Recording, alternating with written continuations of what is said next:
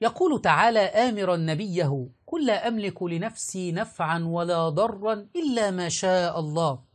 وقد قال النبي صلى الله عليه وسلم لأبي بكر الصديق رضي الله عنه وهو في الغار: لا تحزن إن الله معنا. وقد قال تعالى: ولا تيأسوا من روح الله. فأمل الإنسان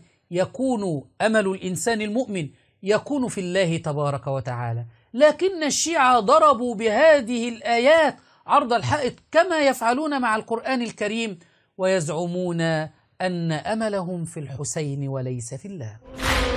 خلي أملك ورجائك بالحسين، خلي أملك ورجائك بالحسين، وهذا إن شاء الله بتراب الحسين، إن شاء الله الحسين يشافيك.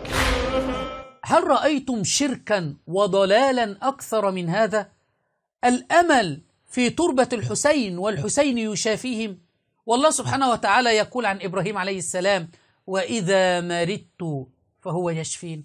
نصدق القرآن أم نصدق هذه العمائم المزيفة؟